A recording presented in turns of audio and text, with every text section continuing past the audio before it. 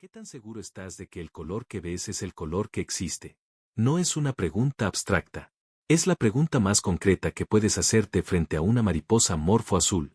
Porque ese azul que ves, ese azul que parece imposible, que parece pintado por algo que no debería existir en la naturaleza, ese azul no está en las alas.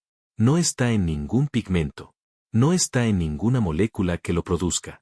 Está únicamente en tu mente, construido por tu cerebro a partir de algo que la física describe de una forma que tarda un momento en procesar. Ese azul es una ilusión estructural. Y entender lo que eso significa cambia algo en la forma de ver el mundo. La mayoría de las personas que ha visto una mariposa morfo recuerda el impacto visual antes que cualquier otro detalle. Ese destello. Esa intensidad de color que no parece pertenecer al mismo mundo que el resto de la naturaleza. Hay algo en ese azul que activa en el cerebro humano una respuesta que va más allá de la simple percepción estética. Algo que se siente casi como reconocimiento, como si ese color existiera en algún lugar profundo de la memoria aunque nunca lo hubieras visto antes. Y la razón de esa respuesta está en la física de lo que la morfo hace con la luz. Pero para entenderla hay que destruir primero algo que casi todos creen. La creencia general es que el color de un animal viene de pigmentos. Sustancias químicas que absorben ciertas longitudes de onda de la luz y reflejan otras. El rojo de una fresa, el verde de una hoja, el naranja de un flamenco. Todo pigmento. Todo química. Todo algo que está físicamente presente en la superficie del objeto que lo exhibe. Las alas del morfo no tienen pigmento azul. Ninguno. Si pudieras tomar una escama de esa ala y analizarla químicamente, no encontrarías ninguna sustancia que produzca azul. Lo que encontrarías es una estructura. Una arquitectura microscópica construida con una precisión que los físicos ópticos llevan décadas estudiando con una mezcla de asombro y frustración porque no terminan de entender cómo la evolución llegó a ella. Cada escama del ala del morfo está cubierta de nanoestructuras en forma de árbol de Navidad en miniatura, con ramas que se repiten a intervalos exactos de entre 150 y 200 nanómetros. Esos intervalos son tan precisos que cuando la luz los golpea, las ondas de luz azul de ese espectro específico interfieren entre sí de una forma que se llama interferencia constructiva. Se amplifican mutuamente en lugar de cancelarse. Y el resultado es que solo el azul regresa hacia tu ojo con una intensidad que ningún pigmento puede replicar. El ala no produce azul. El ala selecciona azul de la luz que ya existe y lo devuelve amplificado. Y aquí llega la primera ruptura. Ese azul que ves cambia dependiendo del ángulo desde el que lo observas. No de forma sutil. De forma radical. Visto desde ciertos ángulos, el ala del morfo parece verde. Desde otros, parece casi negra. Y desde el ángulo correcto, explota en ese azul imposible que parece iluminado desde dentro. La mariposa no tiene un color fijo. Tiene un color que existe únicamente en la relación entre su estructura, la luz disponible y la posición de tu ojo. Es un color que necesita un observador para existir. Eso significa que si no hubiera nadie mirando, en el sentido estricto de la física, ese azul no estaría ahí. Estaría la estructura. Estaría la luz. Pero el azul, como experiencia, requiere un cerebro que lo construya. La morfo lleva ese azul como una información codificada en la geometría de sus alas, y esa información solo se activa cuando hay alguien capaz de recibirla. Eso no es poesía. Es física óptica aplicada a biología evolutiva. Y la pregunta que los científicos no pueden responder todavía con certeza es ¿por qué? ¿Por qué evolucionó esa estructura con esa precisión? ¿Por qué ese ángulo específico, esa longitud de onda específica, ese efecto visual específico? Las hipótesis existen. Algunas sugieren que el destello azul sirve para comunicarse con otros individuos de la misma especie, que también ven en rangos de luz diferentes al humano y para quienes ese azul puede significar algo completamente distinto a lo que significa para nosotros. Otras sugieren que el efecto visual cambiante, ese parpadeo entre azul y negro cuando la mariposa vuela, confunde a los depredadores, creando una experiencia visual tan perturbadora que el depredador pierde el seguimiento del vuelo. Pero ninguna teoría está completamente establecida. La morfo sigue siendo, en ese sentido, un misterio que la ciencia observa con más precisión cada año pero no termina de explicar del todo. Sigamos hacia algo que resulta todavía más perturbador. La estructura que produce ese azul no existía así desde el principio. Evolucionó. Y el proceso evolutivo que llevó a una arquitectura nanométrica de esa precisión, seleccionada gradualmente a lo largo de millones de generaciones, plantea preguntas sobre cómo la evolución puede producir soluciones de ingeniería óptica que los seres humanos, con toda nuestra tecnología, hemos tardado décadas en comprender y que todavía no logramos fabricar con la misma eficiencia. Los ingenieros que estudian la estructura de las alas del Amorfo no lo hacen únicamente por curiosidad científica. Lo hacen porque esa estructura tiene aplicaciones que podrían transformar múltiples industrias. Paneles solares que capturan luz con mayor eficiencia usando principios similares. Pantallas que son visibles bajo luz solar directa sin consumir energía adicional. Detectores de gases y sustancias químicas que funcionan midiendo los cambios en esa estructura nanométrica cuando ciertas moléculas se adhieren a ella.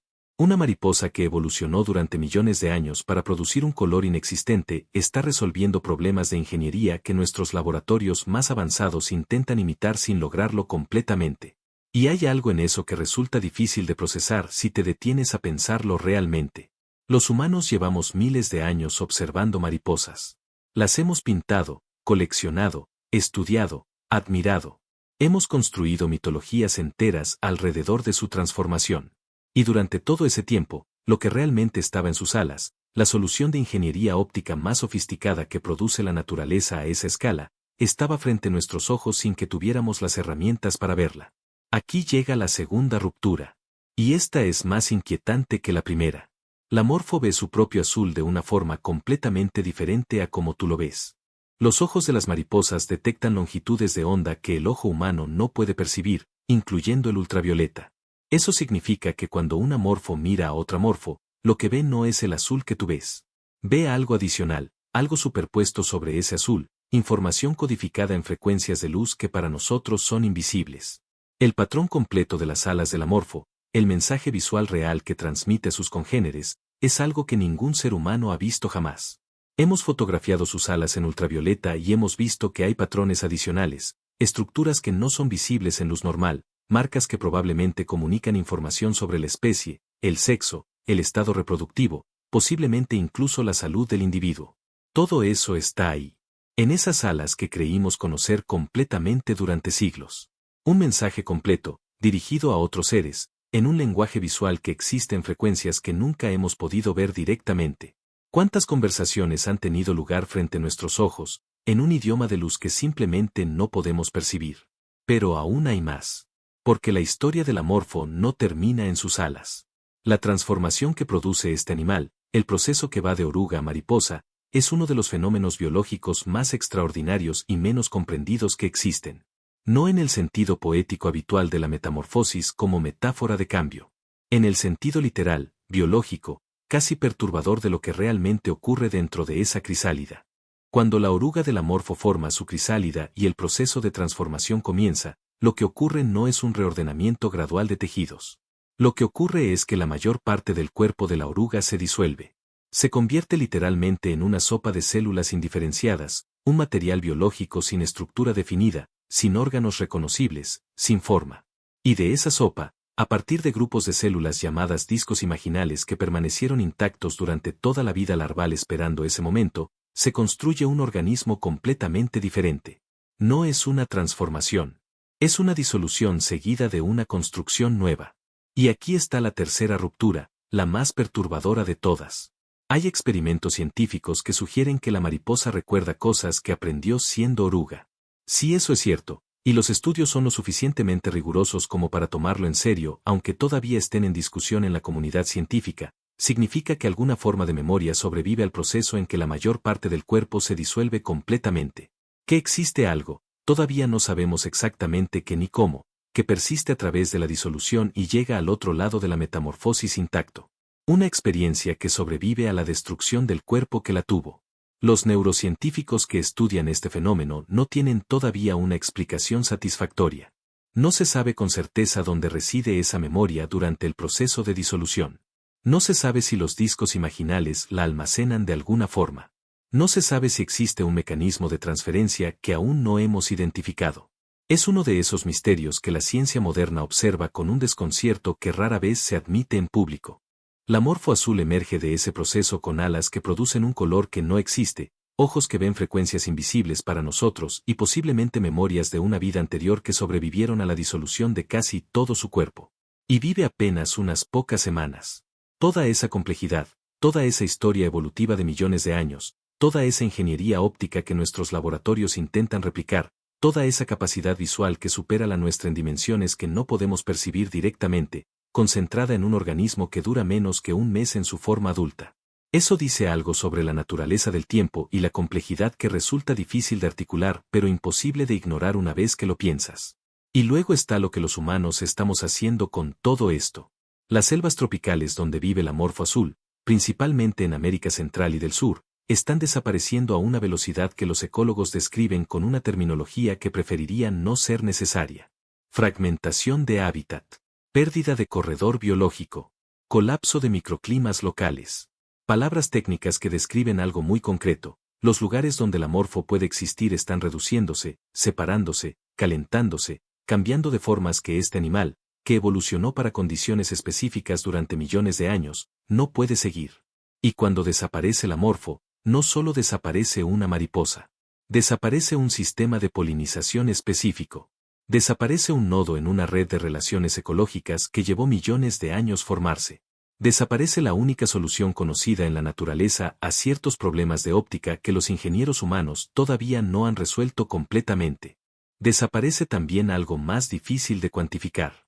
Desaparece un objeto de asombro que ha acompañado a los humanos durante tanto tiempo que está tejido en mitologías, en arte, en símbolos culturales de civilizaciones que nunca se conocieron entre sí pero que todas, independientemente, encontraron en la mariposa algo que merecía ser recordado, representado, protegido. Las culturas indígenas de la Amazonía han sabido durante generaciones que la morfo no es simplemente un insecto. Han construido lenguajes simbólicos alrededor de ella, la han asociado con transformaciones, con mensajes, con la presencia de algo que va más allá de lo visible. No como superstición sin fundamento. Como observación acumulada durante siglos de convivencia con un animal que, efectivamente, produce efectos visuales que no tienen explicación intuitiva, que cambia su apariencia dependiendo de cómo lo miras, que desaparece y reaparece transformado en algo que no se parece a lo que era antes. Esas culturas estaban describiendo, en el único lenguaje que tenían disponible, fenómenos reales. Fenómenos que la física y la biología modernas han tardado décadas en comenzar a comprender. Hay algo en esa convergencia entre conocimiento ancestral y ciencia contemporánea que obliga a una revisión de ciertos supuestos sobre quién sabe qué y desde cuándo. La morfo azul existe en los márgenes de lo que podemos percibir.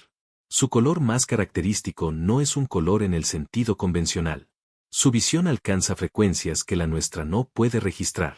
Su transformación implica una disolución que desafía las categorías habituales de identidad y continuidad. Y su historia evolutiva ha producido soluciones de ingeniería que nuestra tecnología más avanzada estudia con humildad.